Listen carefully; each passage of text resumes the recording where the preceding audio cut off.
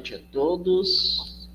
Está começando mais uma live de segunda-feira sobre Umbanda e, de novo, para falar dos nossos queridos pretos e pretas velhas e também deles, né? Dos herês, que a gente também não pode esquecer deles, porque nos momentos que a gente mais precisa, né, eles sempre estão nos ajudando, tanto os pretos velhos como os herês. Então, mais uma vez, eu estou chamando esses dois feras aqui para conversar um pouquinho mais sobre eles. Então, já vou, sem mais delongas, passar a voz para o Luiz Lau e depois para o nosso querido Supremo Menossi, como assim o povo gosta de chamar ele.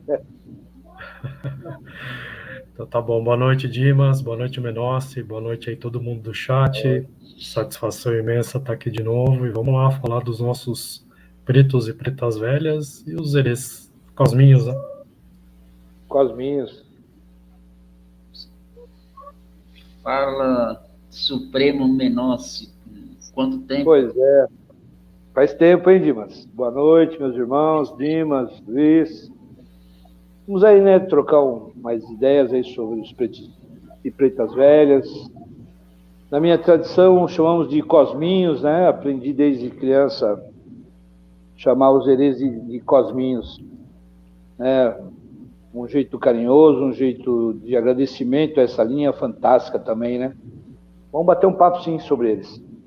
Muito bom. Então, eu já vou perguntar para os dois, né, que eu sempre gosto de perguntar para eles, como que é os pretos e pretas velhas e o herê da doutrina de vocês? Primeiro os mais velhos. Não é vai, Luizão? Pode ir, você é o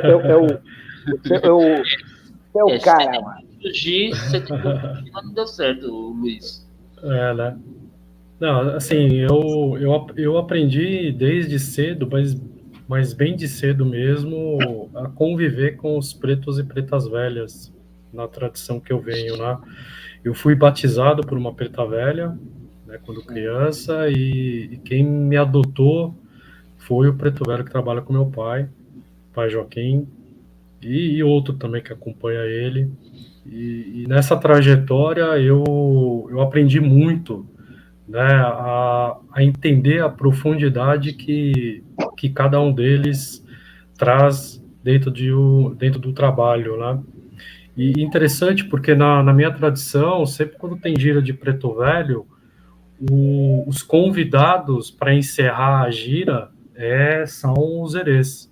Então, eles vêm em algumas giras, não são todas, né, mas eles acabam chegando aí para finalizar o trabalho, para as crianças que estão presentes, né, e fazer ali a brincadeira, mas é uma brincadeira de trabalho, né, e é muito interessante, a gente percebe que muda completamente a atmosfera, muda completamente ali a reação que cada um dos presentes ali estão, porque quando está com o preto velho, é aquela expectativa de conselho, né, de direcionamento, orientação, e quando chegam os herês, né, as crianças, é tudo festa, né, é uma festa gostosa de se participar, e ali eles começam também um trabalho bem sutil, a gente nem percebe o trabalho que eles estão fazendo, criando ali uma estrutura de cura de emoções, né, de cura de traumas que a gente tem, às vezes, ainda carrega na nossa trajetória, e os herês, eles dão esse start na gente, né, faz a gente relembrar de que nós somos criança ainda por dentro, né, mas a vida, quando vai a vida adulta, a gente acaba esquecendo um pouco dessa inocência, um pouco dessa doçura, né, dessa verdade absoluta que a criança traz, e isso é muito representativo. Então faz a gente curar as nossas dores, né, os nossos momentos ali de dificuldade, faz a gente esquecer esses momentos por um instante, e tudo ali vira uma rememória, né, do que a gente já foi um dia, né, criança, inocente, com verdade. Então, é engraçado, porque assim, o que eu percebi nesse tempo todo, nessa vivência toda, é que o preto velho, ele adota o erê, pelo menos isso na minha tradição, né? Então, eles sempre, quando estão em terra, eles sempre falam e comentam sobre o vovô, né? Sobre aquele que o adotou, né? Por ele estar ali naquele momento, né? E eles não ficam muito, não. É uma coisa que não tem nem... É um atendimento que não demora muito, né? Coisa ali de 40 minutos, 1 hora no máximo, e aí quando eles precisam subir de novo, né? Porque o vovô tá chamando, a vovó tá chamando, né? Eles não podem demorar muito, né? É um mistério aí também que a gente acaba percebendo, mas é uma delícia estar numa gira de Preto Velho. A gente se desmonta inteiro, porque ele traz o Preto Velho, a Preta Velha, né, os dois principais, eles trazem aquilo que a gente precisa reforçar também no nosso dia a dia, que é a humildade, a simplicidade, né, essa persistência em coisas que a gente precisa lidar, saber lidar.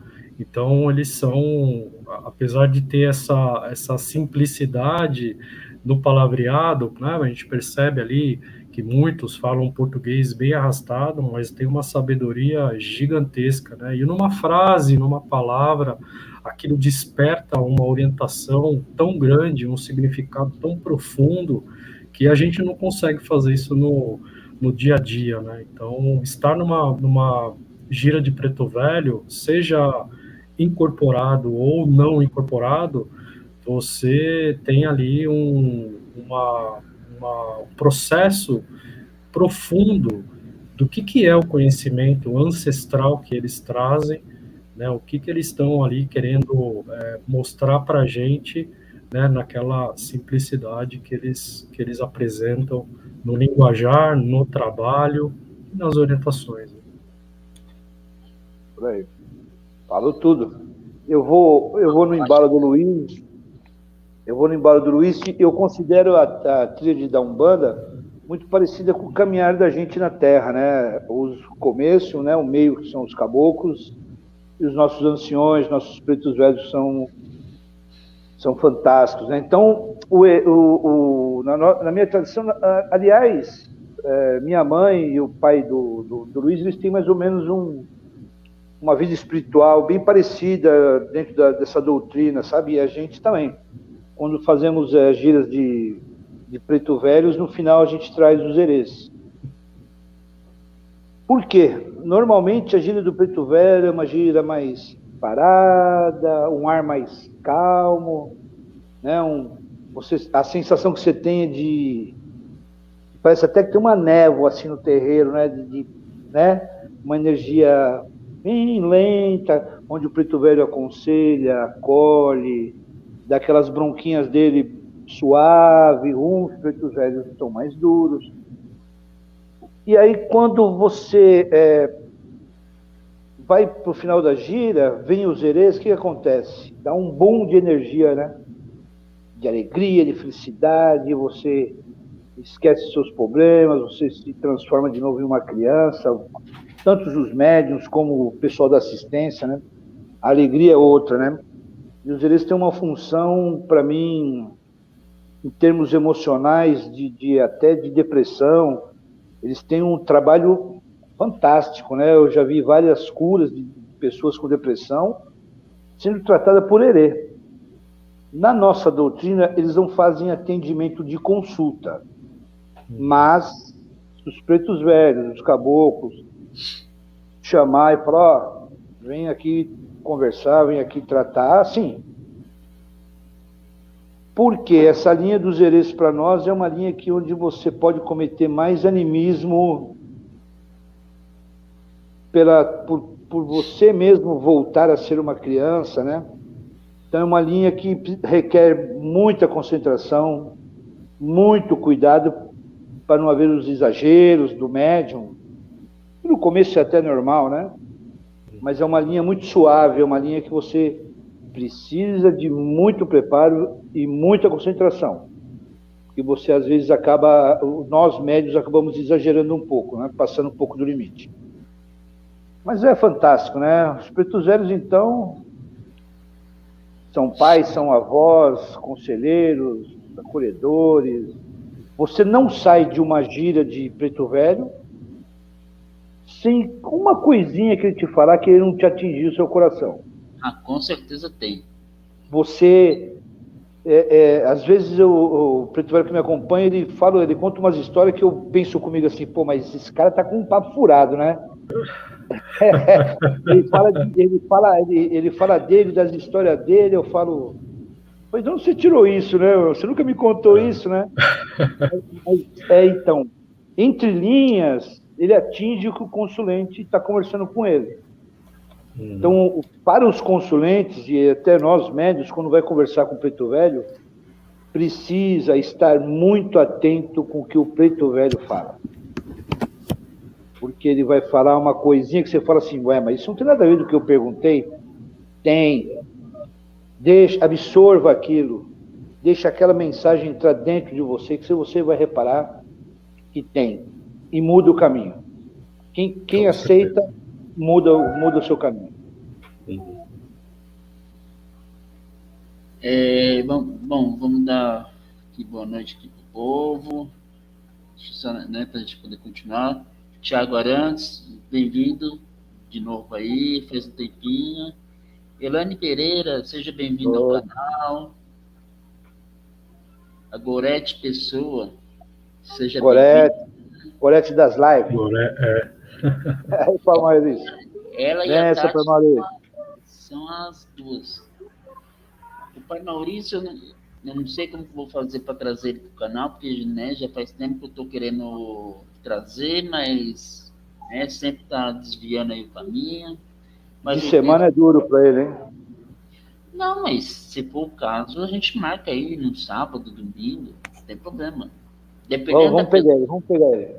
Dependendo da pessoa, a gente pode dar um desconto. O pai Maurício merece. Iago Valles, se é a primeira vez, seja bem-vindo. De novo. Sônia Cristina, seja bem-vindo. Sônia. Dona Sônia. O fundão tá chegando aí, hein? Só dar um recado aqui para Sônia. Sônia, dia 7, não perca a live, hein? Que vai ser o assunto que você quer. Olha aí, hein? Opa! Não perca. Então, queria saber da opinião de vocês, né? Os doutores, né? Como eu gosto de brincar, os feras da Umbanda. Como que é a linguagem, né, que vocês podem trazer na doutrina de vocês, a linguagem tanto dos pretos e pretas velhas e dos herês, como que são, né? Como que eles falam, como que é a comunicação deles, quando eles vêm dentro do terreiro, como que eles conversam, né, com o Combone ou com o consulente, como que é essa linguagem entre eles?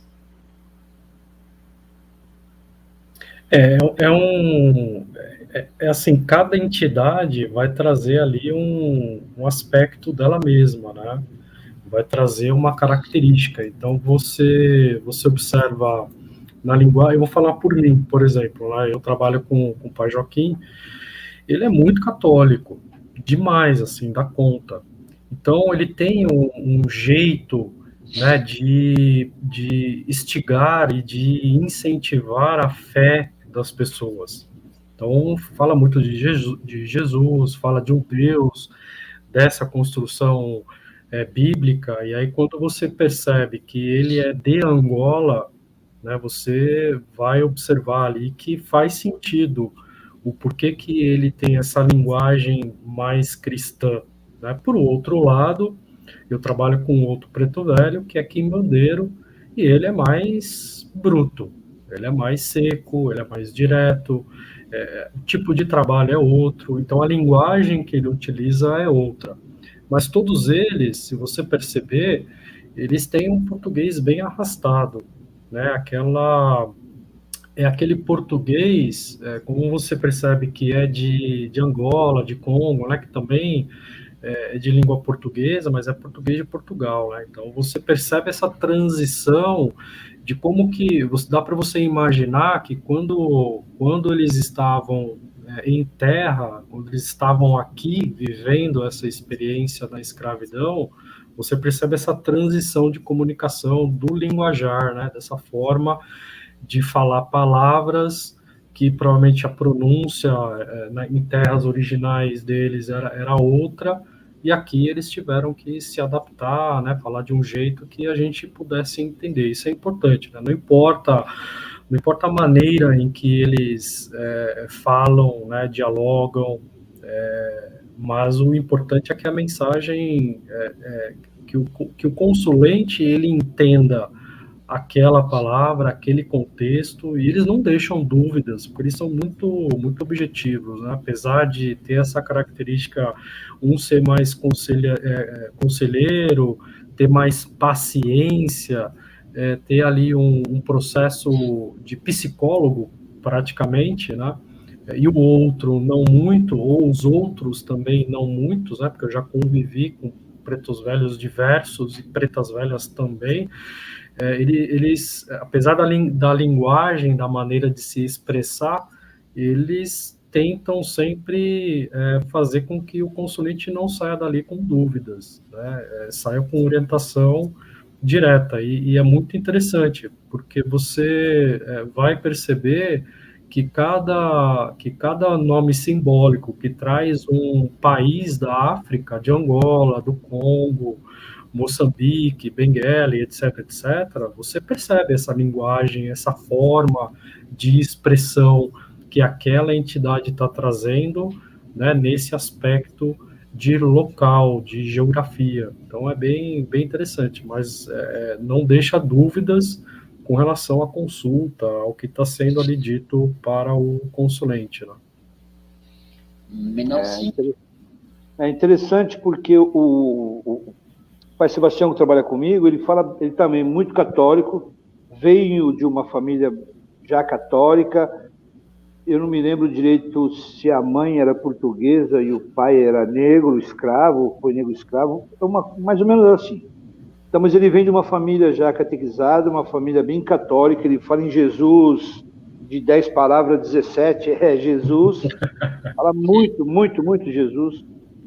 Sou cristão porque ele me ensinou a ser cristão.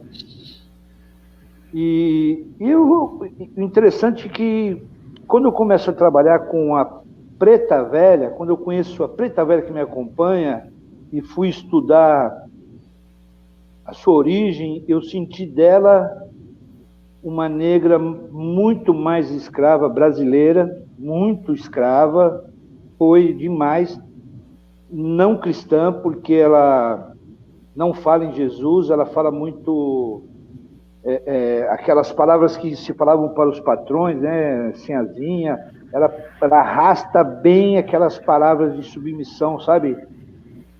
Que no começo também incomodou, e eu perguntei por quê, né? Ela falava assim que era o jeito dela trabalhar, que era o jeito dela trazer a paz, a tranquilidade, o agradecimento.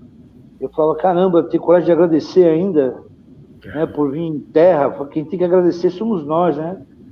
E aí ela pediu, eu estranhei que ela ela falou no ouvido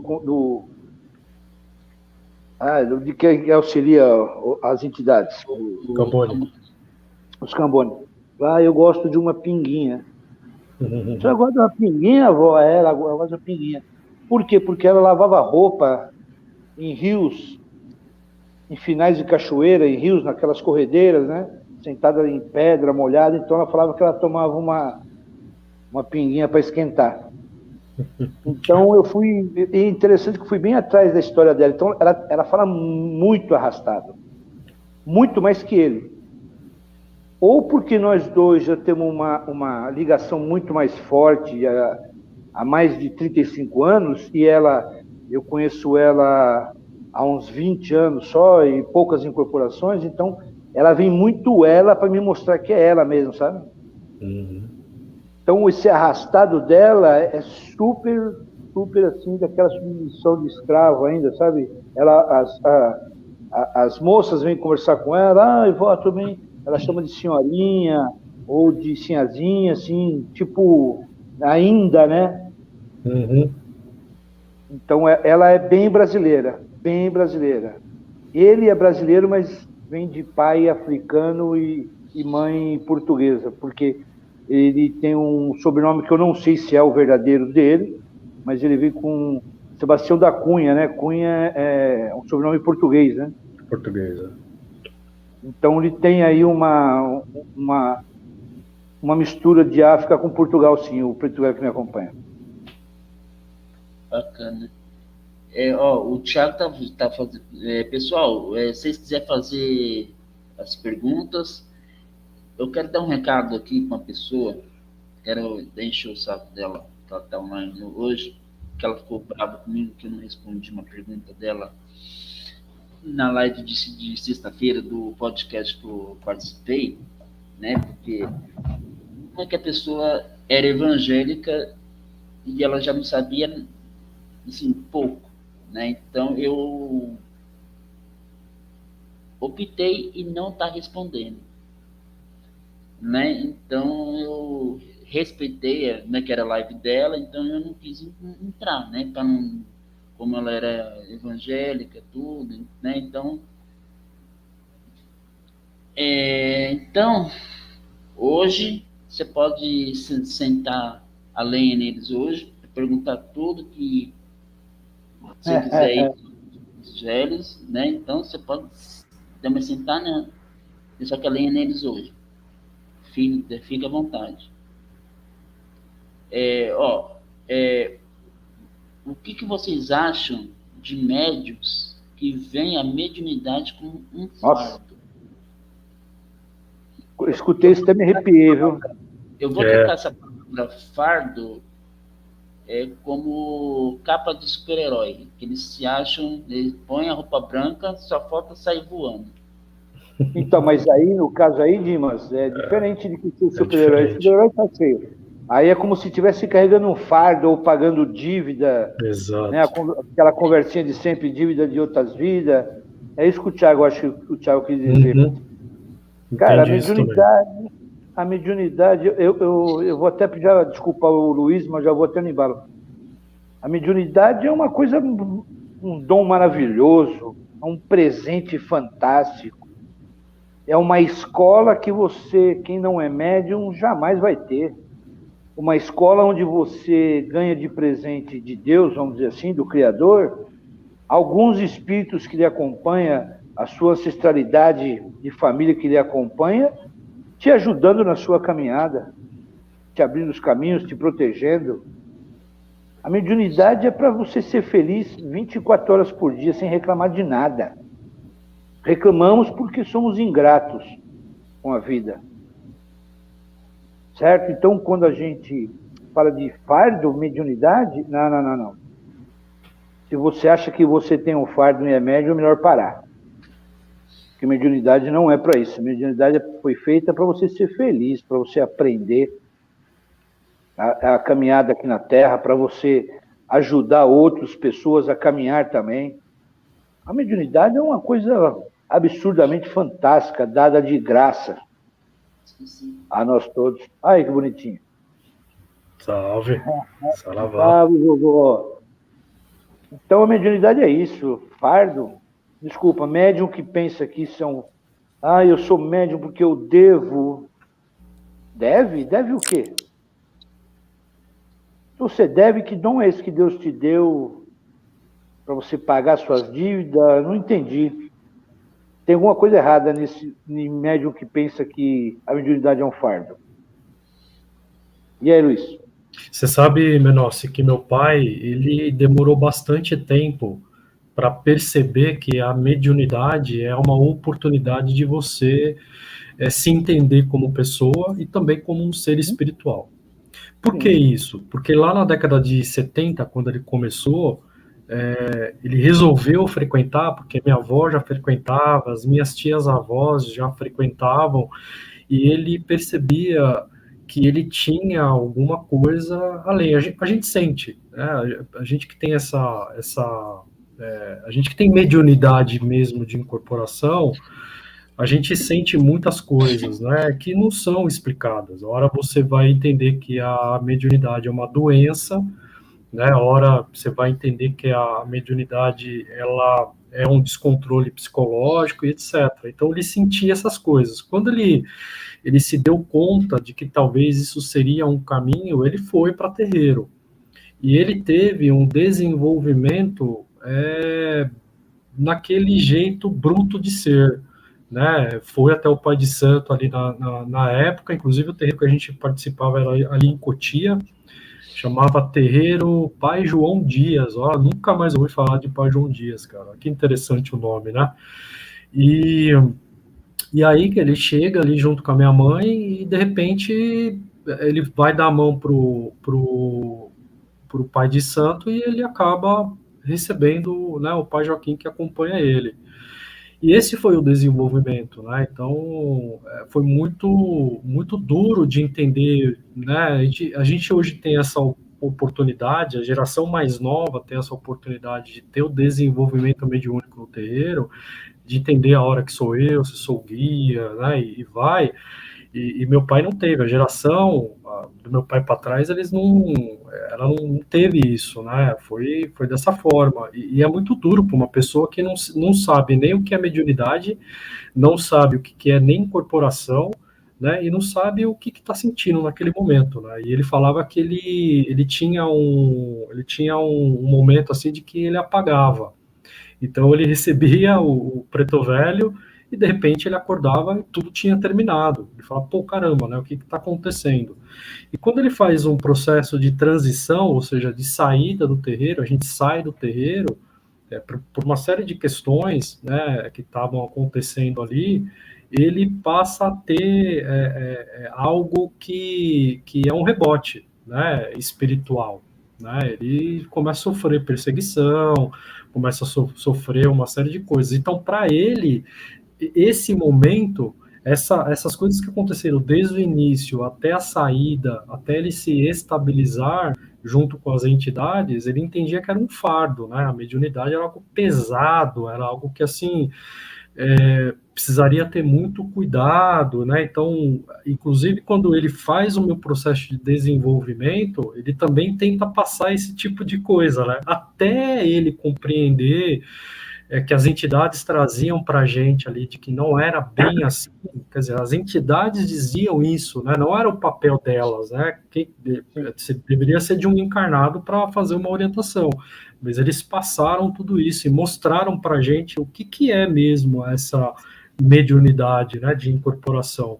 Então ele começa a mudar um pouco essa mentalidade, né, de que realmente não é um fardo, não é um peso, mas é uma oportunidade de você se autodesenvolver. Por isso que, assim, durante essa minha caminhada, tanto com ele e quanto fora, né, porque eu fiz parte de outros terreiros, o que eu percebo, assim, que é o desenvolvimento mediúnico de incorporação. Primeiro, nem todo mundo tem a incorporação, né, a mediunidade de incorporação. Nem todo mundo tem. Essa conversa de que todo mundo incorpora é viagem total, e é muito perigoso isso, porque você abre uma porta, certo? Se você tem a mediunidade de incorporação, você está abrindo a porta de dentro para fora, e aí você tem esse processo de desenvolvimento. Quem não tem, força essa porta, é que nem você pegar uma porta trancada com várias fechaduras e você forçar ela para abrir. Certo? E aí você vai ter ali... Isso mesmo. Exato, entendeu? Então, assim, quando eu vejo como eu vejo a mediunidade de hoje, passando por todos esses processos, junto com meu pai dentro do terreiro, fora do terreiro, depois participando de terreiro, eu vejo que é uma oportunidade de autoconhecimento. Por isso que quando a gente desenvolve a incorporação, a mediunidade de incorporação, a gente precisa se curar primeiro. Antes de pensar em atender o outro, antes de pensar em dar consulta, né, com a entidade para o outro, eu preciso estar muito bem, porque se eu não estou bem, eu vou doar o quê? Né, eu vou doar qualquer coisa. E eu não estou falando nem de preceito, estou falando do desenvolvimento mediúnico, né? Porque é uma parceria, isso tudo meu pai me ensinou, né? É uma parceria, você está junto com a entidade, etc. Então, a mediunidade como um fardo, isso era dos antigos, muito dos antigos, né? E sempre foi dito que, assim, incorporação te suga energia. Por mais que a gente por mais que a gente fale aqui de preto velho, de herê, de caboclo, que são ditas linhas de direitas e a esquerda, é gasto de energia. Então você precisa estar muito bem corporalmente, psicologicamente, para você doar esse seu corpo, né? Então, e para eles, os antigos, incorporar demais não era um bom negócio, porque você está desgastando o seu corpo. Então, quantos antigos a gente conviveu, eu e meu pai, que faziam trabalhos assim, poucos trabalhos. Não que não fazia nada, fazia, mas fazia pouco, né? Não tinha essa neura de você. E aqui não é uma crítica, é só um relato, um fato mesmo, né? Um relato histórico, né? De não tinha essa neura de você incorporar um dia sim, um dia não. Vou colocar aqui de uma forma bem mais drástica, né? De como a gente percebe hoje alguns terreiros, de um dia sim, um dia não, você incorporar. Que vida social você tem? Quase nada, porque é preceito num dia, preparação, né, no dia seguinte. Então, o que meu pai sempre me disse, e os antigos que também nos acompanharam sempre disseram, é que o corpo precisa ter descanso. Então, você precisa ter um intervalo de descanso. Por que eu estou dizendo isso, né? Porque se você incorpora demais, achando que você vai evoluir demais, isso precisa parar e repensar isso, né? Por quê? Porque se o corpo precisa de um tempo para se recuperar, você imagina se eu tenho esse intervalo curto de recuperação. O que eu vou transmitir junto com a entidade? Eu posso ali ter falhas, e aí a gente vai cair naquilo que você comentou logo no começo sobre a incorporação de herê, né? Que é aquele animismo já muito no extremo, quase que uma mistificação, né? Porque você está muito sutil, e aí você se envolve no negócio e é mais você do que a entidade. Sim. Então, tratar a entidade como fardo hoje já é um pouco errado, porque a gente entende ela com mais informação, com mais conhecimento, etc. Mas não dá para deixar de lado algumas orientações que os antigos sempre disseram para a gente, né, de que tem que ter muito cuidado, né? Uma porta que se abre é uma porta que se abre de dentro para fora, né? E aí a gente precisa ter esse entendimento de que sim, é um autodesenvolvimento primeiro, é um autocontrole, por isso que a gente fala de firmar a entidade, né, deixar ela firme, ou seja, a entidade vai fazer um trabalho em conjunto com você, para que aí sim, depois, você atenda outras pessoas com muita qualidade. O interessante é que o Luiz, eu falei do lado espiritual, do dom, né, da mediunidade, e o Luiz falou do lado humano, do médium, né?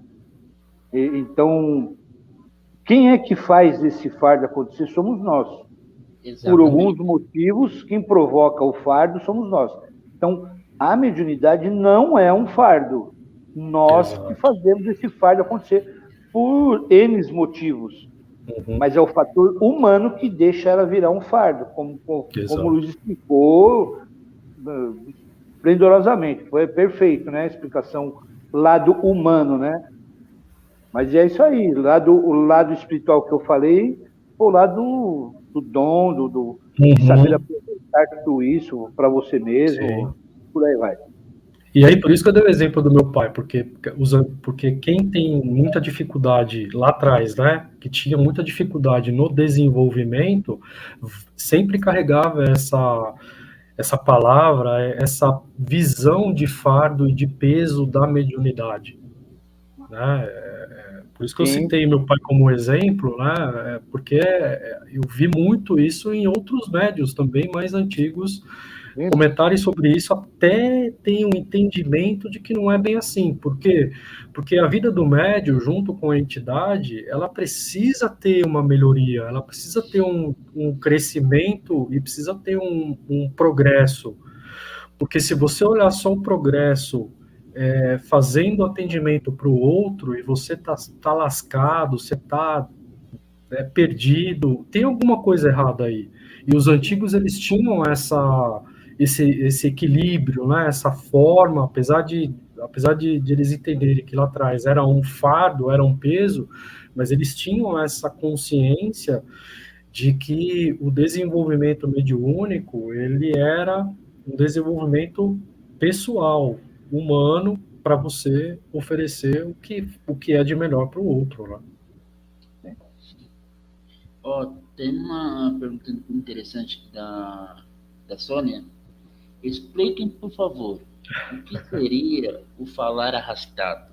Algo a ver com o sotaque original? O sotaque regional, o arrastado é aquele português, aquele português arrastado, né? O voz me ser, por exemplo, que não se usa mais. Então, os pretos velhos falam muito isso, né? Voz me ser, chamar algum elemento com um nome que você entende que é, sei lá, uma vela. Eles não falam vela, por mais que a gente, como médium, tenta, né, falar vela, eles vão falar outra palavra, eles vão falar, sei lá, veleiro, velanteiro, alguma coisa desse sentido, né, sei lá, outras palavras que você percebe que tem ali um significado que você entende, mas a pronúncia, né, por trazer esse sotaque um pouco arrastado, você Caipira, vamos percebe... dizer assim. Não é nem caipira, sei lá, eles não falam você. Da época, exatamente. É um português arcaico, vamos dizer assim, né? Vamos dizer um português brasileiro arcaico. E bem enrolado, porque a gente percebe que poderia ser ali como um processo de escravidão, né? Todos vieram de um lugar, mesmo falando um português de Portugal, aqui no Brasil essas coisas elas vão, a palavra, o significado e o sotaque, eles vão durante o período se alterando, mas muitos ali mantiveram um jeito de falar que traz essa diferença, né, que a gente percebe hoje, alguém falando um português mais atualizado com alguém que traz um português arcaico de uma época que, né, a gente já viveu, né, uma época que já passou. Eu acho que eles até tinham uma linguagem própria nas senzalas, dentro do trabalho. Sem dúvida. Até pela linguagem, né, da etnia original, né, porque muitos falavam português, mas tinha o quimbundo, né, outras línguas ali, das etnias, que, putz, tem diversas, né, cada etnia tem várias línguas, né, então acho que é uma mistura. Esses muitos africanos que vieram para o Brasil, né, falando na língua deles, mesmo sendo de colônias portuguesas lá, eles tinham, deve ter tido uma mistura entre o português nosso, deles, com o africano ali, e aí eles, acredito que formaram um dialeto deles ali, da comunidade preta ali, né, da época negra, né, da época de escravo, e eles mesmos se entendiam entre eles, e a submissão ao branco, né, de chamar de senhorzinho, senhazinha. Exato. Né? Tinha que ser assim, porque... Se você pegar, por exemplo, eu já vi um angolano num podcast recente aí, 2 angolanos fazendo um podcast num canal que eu não vou lembrar agora, recente, tem acho que uns 3, 4 meses, e é muito engraçado, assim, eu vi assim, o jeito deles falarem, eu lembrei algumas entidades, né? Você fala, pô, meio doideira isso, né? Mas é a maneira de se expressar, porque é uma linguagem muito peculiar, digamos assim, né? E lembrei na hora. Engraçado que, assim, o Pai Joaquim que me acompanha, ele tem as rezas dele, rezas em português, mas ele às vezes ele está no atendimento e ele traz algo relacionado a uma linguagem, uma língua de Quimbundo.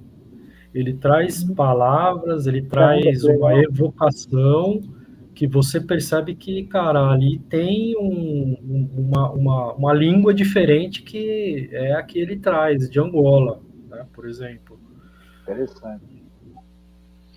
O Márcio está fazendo uma pergunta bem importante, e isso aí eu acredito que tem bastante em terreiro, não falo do Luiz, do Menossi. O pior erro do médio é achar que é melhor que o irmão. Cara, isso é em todo setor da vida humana, né? Tem cara aí que se acha que foi melhor que o Pelé, por exemplo, no futebol, né? E na Umbanda vai ser a mesma coisa, né? Tem médium que se acha, será o que melhor, mas sei lá. O fator humano é muito complicado de você analisar, né? O ego, a vaidade. E pior, a Umbanda é uma religião em que você tem o preto velho, tem o herê e tem o caboclo, justamente para você equilibrar esses nossos defeitos aí, né? O egoísmo, todos esses, né, esses problemas que a gente carrega com a gente, né?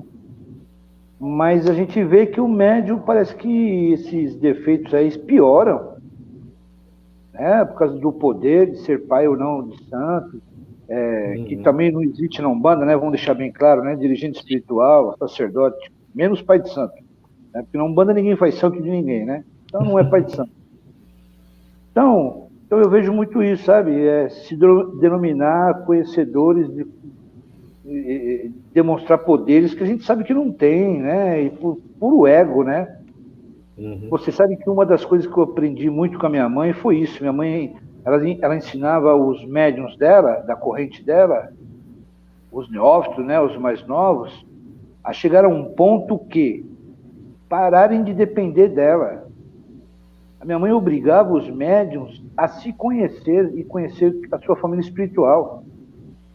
Para chegar a um ponto, minha mãe falava assim, você já dá consulta, sabe tudo das suas entidades. Você vem me perguntar para mim as coisas? Não, filho, tá errado. Se vira. Pergunte para os seus, que são eles que te conhecem, eles que te acompanham. Então, a minha mãe sempre deu muito essa liberdade de você se conhecer. Então, não tinha esse papo de eu sou melhor, eu sou pior, justamente por isso. Minha mãe se igualava a todos. E uma das coisas que ela obrigou a eu fazer. Falei, você é obrigado a fazer o que eu te ensinei. Nesse sentido de igualdade. Então, minha mãe já parou de trabalhar, mas eu me aconselho com ela. Que se eu for falar para minha mãe assim, mãe, o que a senhora acha de eu acender uma vela verde? Ela vai falar, você está de brincadeira com a minha cara. Você está de brincadeira, né? Agora você ir se aconselhar com o seu dirigente espiritual depois de uma época, e senão você vai ficar dependente até quando? E esse vai se achar o poderoso. Sim. Então, o que a gente vê muito por aí são pais de santo, vamos dizer assim, pais de santo que demonstram um poder para justamente seus filhos ficarem no rabo da sua saia a vida inteira. E aí o pai de santo domina e faz o que bem entende com a sua vida. Então, esse é um dos acontecimentos que a gente ainda vê hoje em dia. Infelizmente. Hoje em dia ainda vemos isso com tanto estudo, com tanta coisa. A gente vê pais de santo aí, dirigentes espirituais aí chamados de sacerdote, né, rotando um poder que a gente sabe que não existe. E fazendo com que seus médiums ficam debaixo de sua saia o resto da vida. Come o que o pai de santo dá, não. Dirigente espiritual é para te ensinar você a pescar, montar sua vara, procurar sua isca, procurar o seu peixe. Não é? Então, eu fui criado assim. Fui criado como um herê, fui criado até ser um jovem, quase um caboclo. Quando chegou perto da idade do caboclo, minha mãe falou, agora, já virou um guerreiro, agora se vira. Já conhece os teus, se vira com eles. Não me pergunta, não me pede nada. No máximo um conselho de mãe, só. E se não, como é que faz? Exatamente. Cara, é assim, é o que você falou lá no início, né? A sua mãe e meu pai, eles têm a mesma época de formação, né? Meu pai nunca me negou nenhuma informação daquilo que ele sabia, daquilo que ele aprendeu, mas também nunca me prendeu. Falou, não, cara, você é assim, é uma autonomia com responsabilidade, né? Então pergunte o que você tem que perguntar, e se eu não souber, cara, a gente de alguma forma vai correr atrás para descobrir, né? Ele sempre me deixou livre nesse sentido. Então você vê que ali tinha um aprendizado que o preto velho traz, que é a humildade. É a humildade de saber que não sabe. Você entendeu? E o preto velho, quando ele não sabe, é um modo gentil de dizer, né? Ele sabe, óbvio que ele sabe. É que a gente não está, às vezes, preparado para receber uma informação. Mas quando ele diz que ele não sabe, né, e dá um outro jeito, ele está mostrando ali muita humildade, porque conhecimento precisa encantar as pessoas e não humilhar as pessoas. Então, a gente vê um lastro histórico de que só porque a pessoa, sei lá como, recebeu o aval de ser pai de santo ou mãe de santo, ou seja, ser ali um dirigente, um responsável por uma casa, ele sabe tudo. E aí ele cria uma certa dependência dos filhos. Ah, você só vai aprender isso aqui quando você tiver não sei quantos anos, quantos amacis e não sei o que, começa a dar as carteiradas que a gente já sabe. Né? É óbvio que, assim, antigamente, para você entrar para uma fila de consulta, você demorava ali, sei lá, 4, 5, 6, até um pouco mais, anos, porque tudo ali era um preparo, um fortalecimento, né, para que você vá para a linha de frente, vá com responsabilidade, vá com segurança, né, e vá com bastante apoio da onde você pertence. Então, a gente vê hoje muita gente tendo essa postura porque conhece, porque tem mais acesso à informação. Hoje a informação ela é muito fácil de você buscar, né? E você pode sim questionar, você pode fazer perguntas, mas de uma forma em que aquilo não seja agressivo, né? O dirigente ou a dirigente, eles têm que ter uma postura de que precisa a corrente, ou o grupo, o corpo mediúnico, ele precisa despertar reflexões daquilo que se pratica. Se o dirigente não tem essa abertura, né, tudo fica ali difícil de você lidar. Aí o que as pessoas elas fazem? Elas vão procurar informação em um monte de lugar. E o que vai acontecer? Vai acontecer confusão, vai acontecer atropelamento, né, quebra de fase, etc. E aí quando você olha alguém que está ali se relacionando com o preto velho, está se relacionando com o herê, o que ele está aprendendo ali de fato? Nada, ele quer escapar de uma prisão. Então, terreiro não é prisão, terreiro é comunidade, terreiro obviamente que pessoas são difíceis de lidar. Eu acho que o grau mais de dificuldade que tem dentro de uma comunidade são as pessoas. Você tem vários perfis, você tem várias pessoas que vieram de lugares diferentes, de educação diferente, enfim, uma série de coisas que esse despertar da mediunidade acaba aflorando muitos traumas, né? E quem tá à frente de um trabalho precisa estar bem atento com relação a isso, né?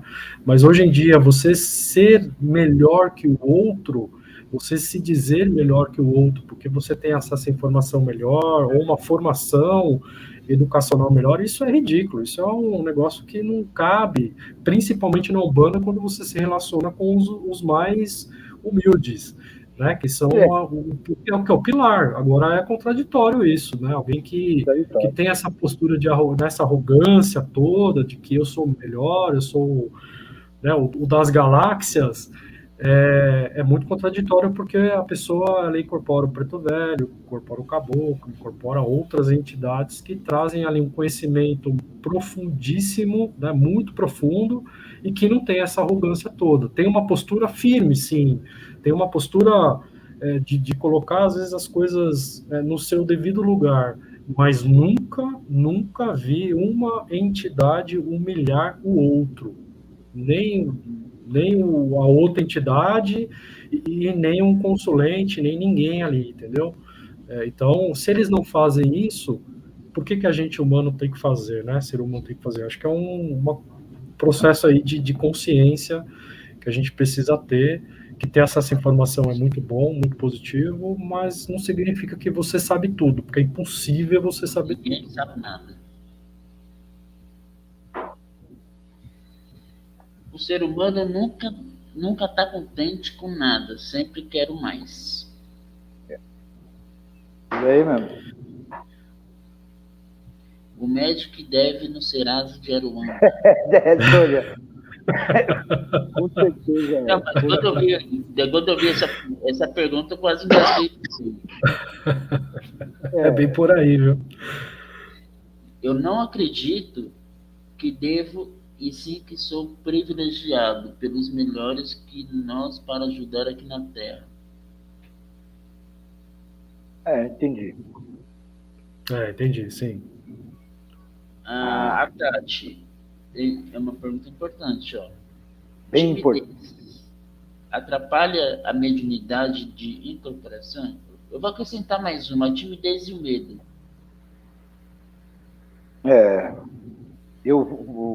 Você quer falar? Pode falar, Luiz.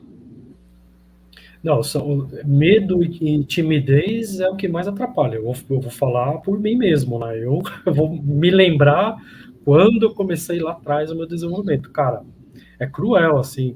E eu vou colocar mais um, já que você colocou o Dimas, eu vou colocar a ansiedade. Exatamente. Então, ansiedade, timidez, né? E qual que é o outro que você colocou? Timidez e... Medo, isso. São os três, assim, que, cara, pro desenvolvimento... Tem mais uma? Tem várias, né? Qual? Vergonha, que é a timidez, né? Que tá dentro do cenário de timidez, né? Mas também atrapalha. Atrapalha muito, bastante. E é engraçado que, assim, quando você tá num lugar com mais gente, quando você tem muita timidez, você fica olhando, né? É natural do ser humano isso, né? Você fica olhando para comparar. Às vezes você não quer comparar, é inconsciente isso, né? Mas você quer uma referência. Olha só que interessante, você quer uma referência. E quando você coloca uma referência, a tua incorporação inicial de algumas linhas será... essa incorporação, ela será similar a essa referência que você pega. Então, por exemplo, que é o natural, dirigente. Que é o dirigente, exato, entendeu? Então, por exemplo, eu passei por isso. Quando eu olhava a incorporação do caboclo, do meu pai, no meu desenvolvimento inicial, eu copiava. É natural isso. Mas, ao mesmo tempo, eu tinha medo. Eu tinha medo de não deixar a entidade trabalhar, né? E eu era tímido, porque eu achava que eu estava enganando. Isso, coisas que vão assim brotar na cabeça e que só vai atrapalhar. Quando, né, meu pai fala assim, cara, deixa rodar, faz o download aí das coisas e deixa o programa rodar, né? E aí você começa a destravar várias coisas, mas é um processo que sim, atrapalha e é muito natural, né? Isso é normal, isso acontece com qualquer um. Tu sabe que o meu problema era ansiedade, né? Porque eu era largado, né, bicho? Sempre fui. E o meu problema era ansiedade. Então, a minha mãe precisava me frear a minha ansiedade. De que jeito? Por isso que o preto velho veio primeiro. Né? O preto velho era o único que me chumbava no chão, né? Então, o preto velho foi me cuidando da minha ansiedade dentro das 4 linhas. Mas quando era giro de caboclo, eu só faltava subir no telhado. O caboclo, meu, vinha estourando, né? E você também. Aquele brado assim que saia da alma, né?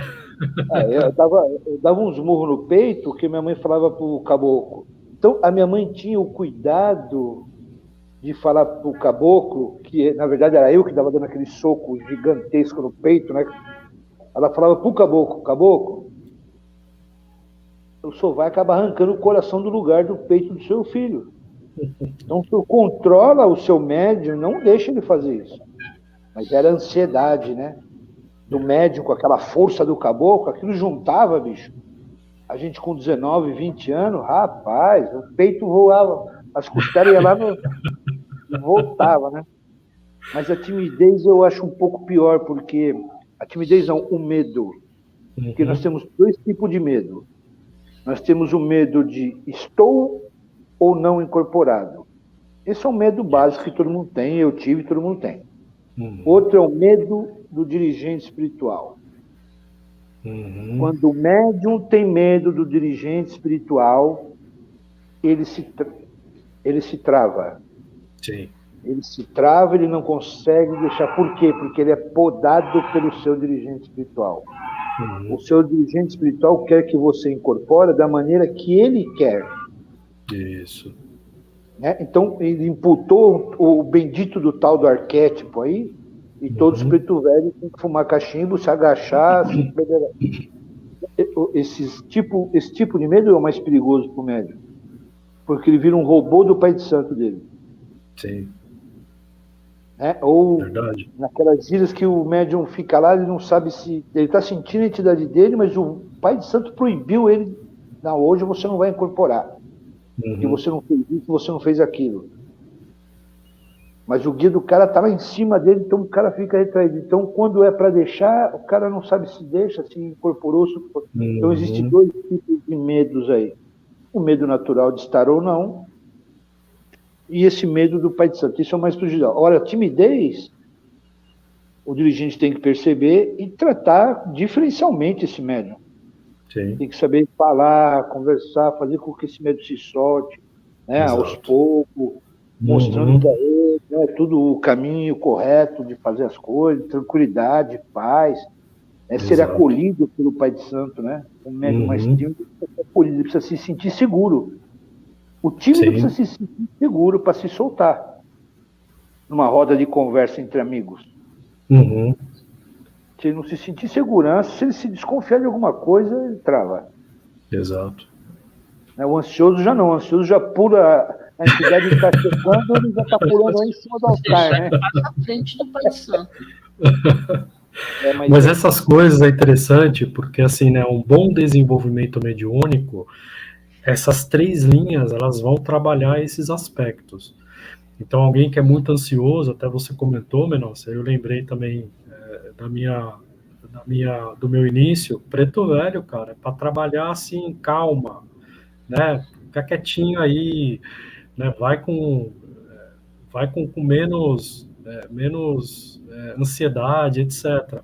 O caboclo, ele vai te dar ele vai te eliminar esse medo interno que você tem, dessa confusão de que se é você, se é o guia, e a criança, ela vai trabalhar a sua timidez, vai tentar tirar de você essa timidez, porque, poxa, uma criança, uma manifestação de um erê é para te destravar de uma série de coisas, né? Então, a timidez é a primeira coisa que vai sair ali, e você vai perceber que não é você, porque você, em sã consciência, não faria muita coisa que a entidade faz e está fazendo ali naquele momento, né? E vai te ajudar, com certeza, a essa timidez. Então, quando a gente pega esses aspectos, né, de medo, de insegurança, timidez, né, e ansiedade, as três entidades vão trabalhar isso com você num bom desenvolvimento mediúnico. Então, alguém que está ali liderando, né, o desenvolvimento mediúnico precisa perceber isso, e com certeza é linha de desenvolvimento humano, quer dizer, vai tratar você para que essa manifestação ela aconteça de uma forma bem natural.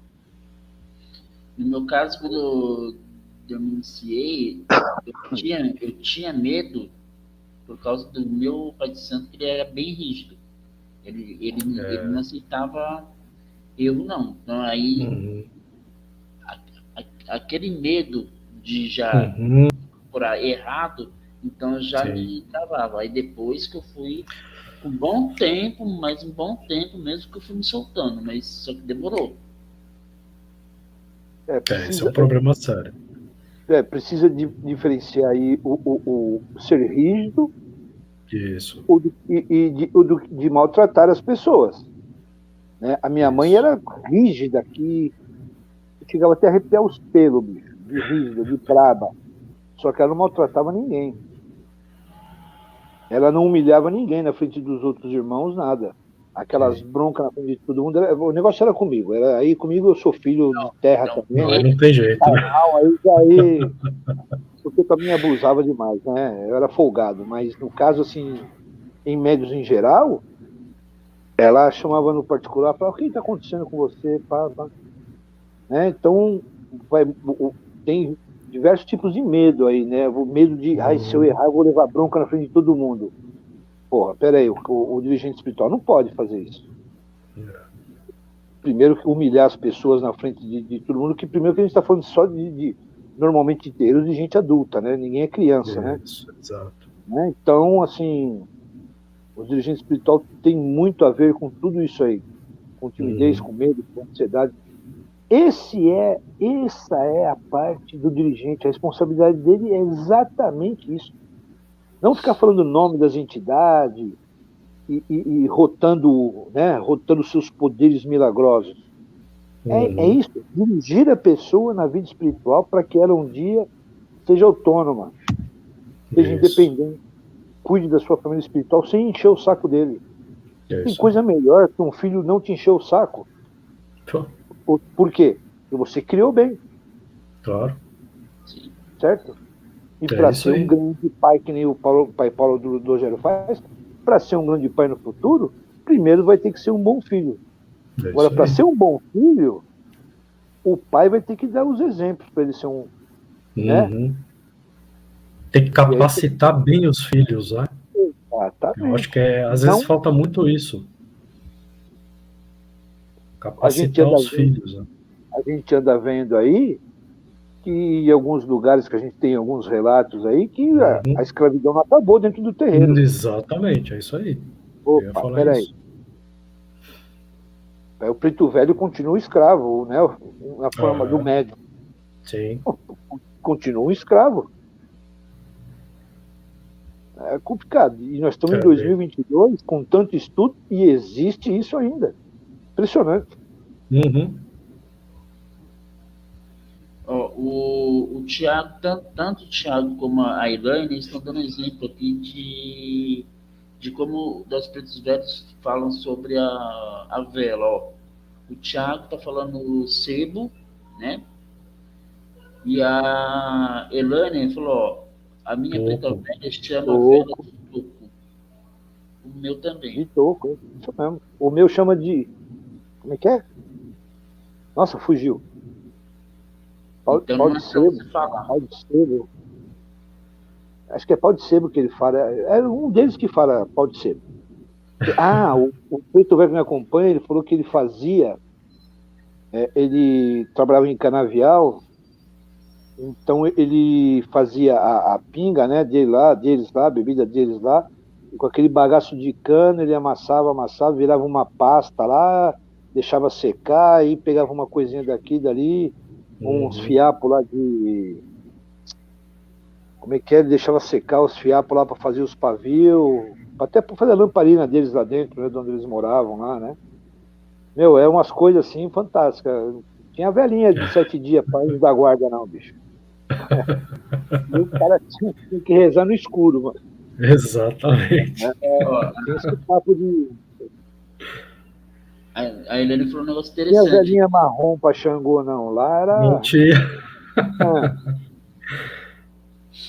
Um dia, acho que deve ser a preta velha dela, Um dia ela pediu para mim um coite vixe. Um coité. Coité, vixe. Acho que deve ser, Demorei.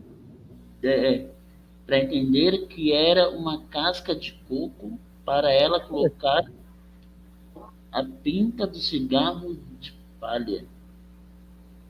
Aí.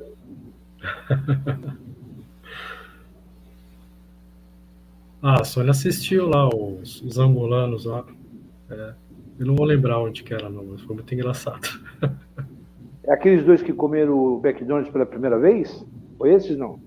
Eu não vou lembrar, Menossi. Putz. Agora eu vou saber que eu acho que eu peguei só uma parte de uma entrevista, sei lá, acho que de 2 horas, alguma coisa assim. É eles mesmo.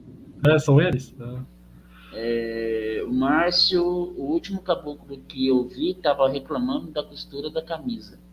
É porque eles não usavam camisa, né? Vai ver, é isso. Pois é. A última vez que eu fui no terreiro onde eu frequentava, eu ajudei o médio, e no dia da gira era gira de esquerda, né? E o Pai de Santo, como estava frio, ele liberou usar, protegido do frio e tal. Falou, avisa meu burro que eu não preciso usar isso aqui não, que eu não sinto frio.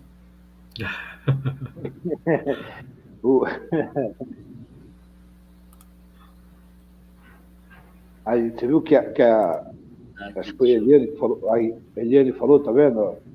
Isso meu pai também ensina a conhecer nossas entidades. O médium, né, a pessoa médium, ela não vai ficar no terreiro pro resto da vida, né? Vai acontecer alguma coisa que ela vai sair. E esse acho que é um ponto crucial de entender essa relação, né? Corpo mediúnico e liderança. De que enquanto a liderança tiver esse corpo mediúnico, ele está formando esse legado, né? Então ele tem que perceber que é importantíssimo as pessoas terem essa autonomia e saberem cuidar da própria espiritualidade, né? A família espiritual, né? A mãe Sueli aí. Eu fico admirado, rapaz, que eu erro, o Luiz erra, você erra, todos nós erramos diariamente. Todo mundo erra. Temos nossos momentos, o nosso ego um pouquinho mais inflado, né? Uhum. Nossa vaidade, isso sempre vai ter. Eu passei por uma fase difícil na minha vida, eu achava mesmo que eu era o... Supra-sumo. Preto velho vai curar todo mundo, vai resolver a inflação, a gasolina, o cara vai ser overnight, né? Através de quem? Overnight, o preto velho, né?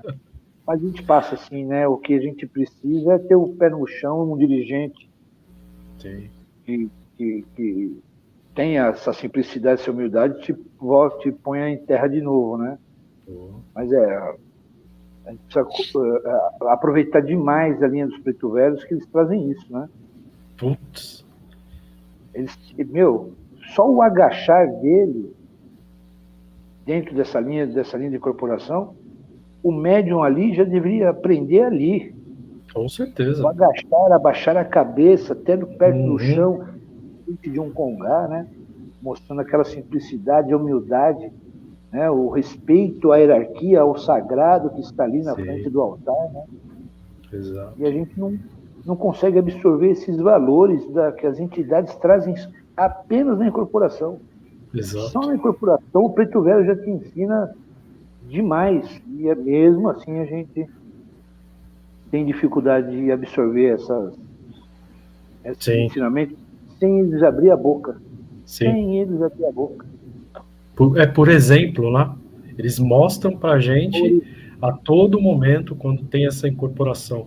Inclusive quando tem um preto velho, o pai Joaquim, por exemplo, ele vem numa calma, ou seja, se eu tô muito ansioso, porque sempre você fica ansioso, não tem jeito, né, cara? Você tá abrindo um trabalho. enfim, você tá tão concentrado, mas ao mesmo tempo você tem ali um pouquinho de ansiedade, né? Para entender todo aquele processo que vai acontecer. E ele chega numa calma, assim, do tipo assim, ele não precisa falar que, tipo, agora eu tô aqui e relaxa, fica aí, deixa eu trabalhar, né? E muitas vezes que ele vai atender as pessoas, ele fala, olha, eu não tenho pressa. Quem tem pressa são vocês, né? Eu não. Uhum. Porque ele tá ensinando essa paciência que a gente precisa entender em todos os processos que a gente tem na vida, e todos os graus que a gente tem no nosso dia a dia. Óbvio que a gente não tá naquela vibe bacana todo dia, toda hora. Isso é ilusão. E não estar bem tá tudo bem. Não é um problema. Mas às vezes a gente atropela muitas coisas, né? A gente quer resolver logo, a gente quer encerrar o assunto logo, e às vezes precisa ter maturação, né? E o Preto Velho, ele já mostra isso na própria incorporação, né? De calma, ele chega, faz o que ele precisa fazer, até ele sentar no toco, Me dá uma cara, raiva. já... E para mim, parece que é uma eternidade, já passou assim, cara, 2 horas, né? Eu falei uma vez assim para ele, eu falei, eu não aguento mais, eu falei para ele. Quase 1 hora para sentar no toco. Ele falou, mas não foi nem 2 minutos. Né? Tá com pressa de quê, né, cara? Tá agora deixa eu trabalhar. Né? Não, calma, É incrível, relaxa. cara. Teve um dia que eu estava trabalhando com o caboclo e a informação que esse consulente trouxe me desequilibrou de uma maneira, com aquela força do caboclo, desequilibrou de uma maneira, mas de uma maneira que me arrebentou, porque você não está morto, alguns casos Sim. você ouve muito bem o que estão falando, certo? Você está ali 50-50 ali, né? Uhum. E aí, então, eu larguei o caboclo. Eu era novo, eu larguei. Larguei o caboclo, o Preto Velho já me catou. Quando o Preto Velho me cata, o Preto Velho me pega de um jeito, aquilo fez assim, ó. Então, olha a capacidade do Preto Velho. Você tava no Velozes e Furiosos, o cara foi lá e puxou o freio de mão. Opa, vem cá.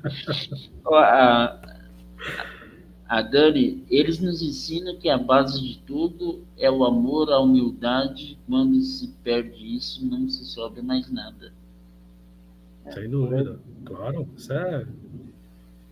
Acho Todos eles, mas o Preto Velho acho que mostra mais isso. A linha de Preto Velho e Preta Velha acho que mostra muito isso, né?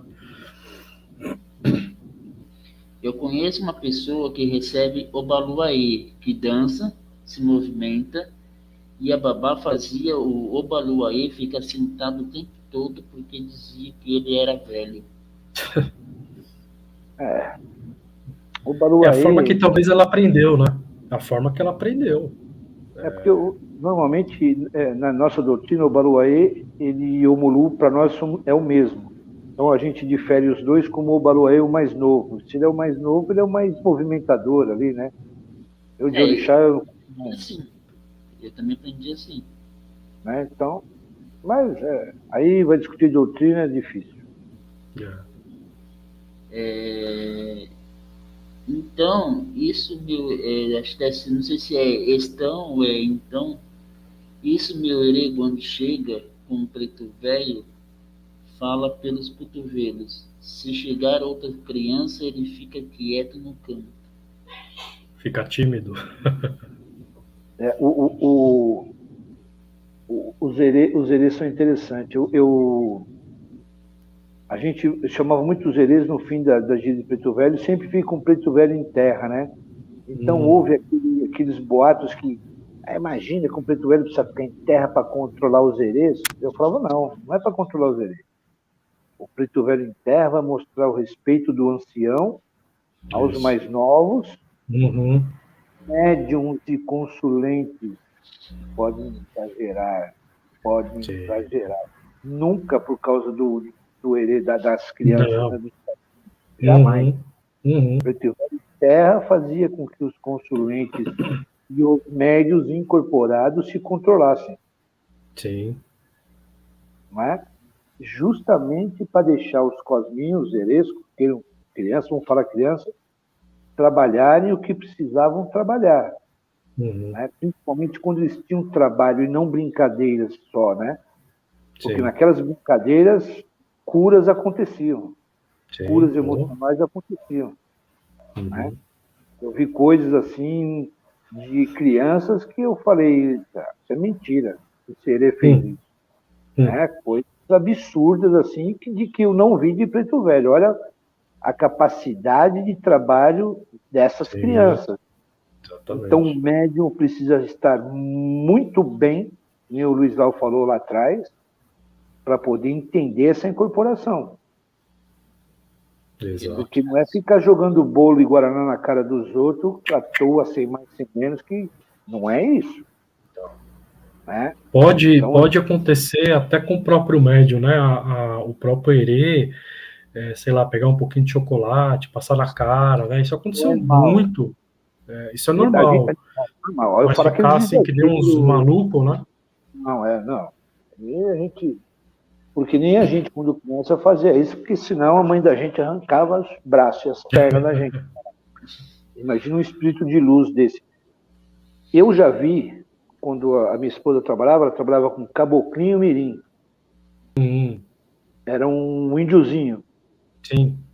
Esse índiozinho, ele não falava, ele chegava em terra, apontava a zarabatana imaginária dele lá, e naqueles que ele atingia, a minha mãe e eu já separava, porque sabia que aquelas pessoas estavam com carrego, estavam com um problema mais sério. Então você vê, esse índiozinho só vinha para isso, mano. Uhum. Abria a gira, ele chegava e ficava de olho em todo mundo na consumência. As pessoas passavam para tomar passe, naquele que a gente sabia que ele apontava, Sim. Era B.O. Uhum. Então, era um índiozinho pequeno, mirim. E só trabalhava. Então, quer dizer, viu como é que é? Não era o cosminho dela, né? Acabou que só ela trabalhava. Mas ninguém tinha esse caboclo. Esse caboclo mirim, só ela. Interessante. É curumim, né? Um curumim. Bacana, hein? Então você vê como que é. Eles não vêm para só se divertir, né? A humildade dos velhinhos é tão grande que mesmo se arrastando não deixam de saudar a porta, os atabaques e o congá. É Não por aí. mesmo. Eles estão demonstrando respeito, né? Que às vezes a gente perde esse respeito. E eles ensinam a gente nesse sentido muito forte. Né? Muito forte. Terminar, só tem duas coisas que trazem meu herê em terra.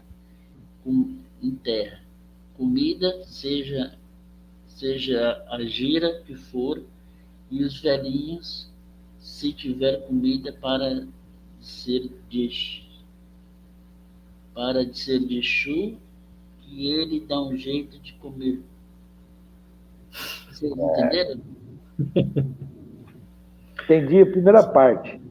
Ele é comilão. Ele é comilão, Eu estava com úlcera e fui curada pela minha herê com suspiro em uma gira só. Deve ter comido suspiro pra caramba. Eu não entendi essa Ela palavra. não pode nem ver mais suspiro na frente. Né? Suspiro. Ah, tá. Eu vi um herê, a pessoa, a filha, acho que não dormia, não sei, não me lembro direito, eu só vou falar o resultado. Mandou molhar a chupeta numa água lá que não sei o que tinha, Guaraná, não sei, não me lembro. Mas eu sei que a cura veio através da chupeta da própria criança benzida por esse herê. Sim. O herê mandou toda noite molhar não sei no que lá e papai lá para ela. A criança parou de se bater dormindo, né? Umas coisas assim, com a chupeta, sem tipo vela, sem convulsão, vela, sem nada. Eu não sei o que a criança tinha de noite que não dormia, O Herê falou, não, tia, ó, pega aqui a chupeta dela mesmo, molha antes dela dormir, pá, 2, 3 vezes por noite, quando ela acordar, dá a chupeta. Normalmente é mistura com chá de camomila. Foi umas três assim, mas Provavelmente, eu já curou. vi. Já. A mulher Sim. voltou no terreiro chorando, desesperada, porque queria agradecer, queria dar carrinho, queria... dar nada. Vai dar nada. Impressionante os herês. Eu vi uma cura, antes de você ler, deixa eu só falar uma coisa. Eu vi uma cura de uma depressão, mas lógico, tratamento em terra, com os profissionais da terra e tratamento espiritual. Aquela pessoa tinha que chamar o herê de um certo médium, porque o herê que cuidava daquela depressão. Cara, a gente não pode falar sobre o que acontecia lá, lógico que é, né, antiético, mas, mano, olha, não sei o que dizer. De ver aquele herê trabalhar em cima de um rapaz novo que tentou até suicídio, só pra vocês terem ideia como que tava a coisa.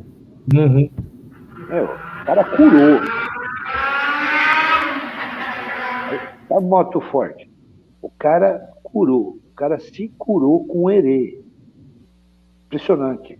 A força que tem os herês. Esse que você tá falando é aquele lá do Mickey? Não, esse é outro. Esse era um consolente com uma depressão de altíssimo grau, remédios fortíssimo, que vai, vamos dizer, em 3, 4, 5 meses, nem remédio tomava mais. Impressionante. Ó, a mãe seria, ó, fora que ele limpa as energias do terreiro, que é uma beleza. Só alegria, né? Limpam mesmo e outras coisas. Limpam miasmas e outras miasmas, coisas. Né? Miasmas? Desculpa. Miasmas. Desculpa. Sim, bom. Você acha que estão ali só de brincadeira, meu? Tem muita coisa que os nossos olhos carnais não conseguem ver nada. Ó, a Ilane falou que comeu 500 gramas. Até eu comeria. Caraca. Ó, essa cantiga aqui vocês conhecem? Ele fala que tem que ouvir os mais velhos para aprender e ouvir-os se Zé cantar. Assim, se eu trabalhar, eu vou morrer. Ali ele fala que não pode trabalhar porque está obedecendo aos mais velhos. Não conheço. Não conheço, não. Estava cantada.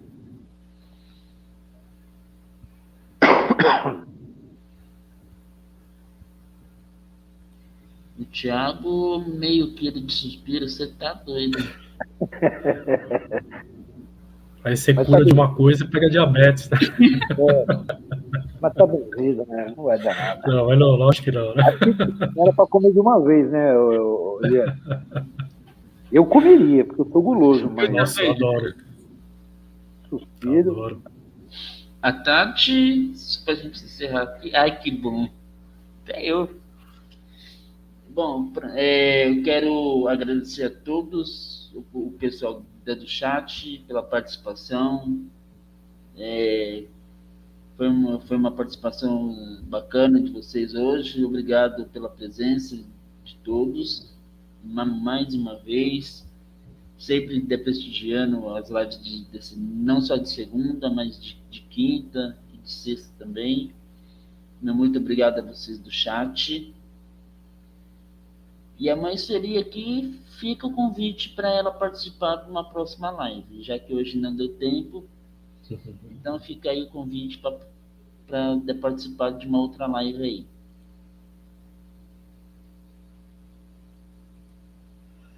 Obrigado, Tia Grandes, e a todos do chat aí. Deixa eu só terminar de ler aqui. O negócio da minha herê é comer pipoca doce boiando na água do mar. Ainda bem que não sinto gosto. Ave Maria. Nossa, já pensou, cara? Pipoca doce com areia, bom, eu não posso falar nada, porque uma coisa me pegou várias vezes dentro do O meu, ele gosta daquele. Foca de Baruaí, né? Então, O meu, ele gosta daquele doce, que é o nome, que é difícil de falar, caramba. Marshmallow, aquele colorido. Ah, sim. Nossa, e eu já não suporto. marshmallow é no Rio de Janeiro, é nos Estados Unidos. Aqui é Não, aqui é mocotó. Mocotó, isso. Mocotó, Mocotó. aquelas 3 cores lá, né? Vermelho e branco, 2 cores. Vermelho e Mocotó. acho que vermelho Tem um azul e rosa, né? Rosa, isso. Então, Rosa e branco, né? mas o que ele gosta é do azul. Ah, sei. O que trabalha comigo, ele gosta de 3 pirulitos. Ele pega os 3 pirulitos redondos, não chupa aqueles achatados, só redondo. Uhum. 3. Põe os 3 na boca com um copinho de Guaraná. Pega o 3 e tchac, pá. Só. Mais O meu nada. que você der pra ele põe pra dentro.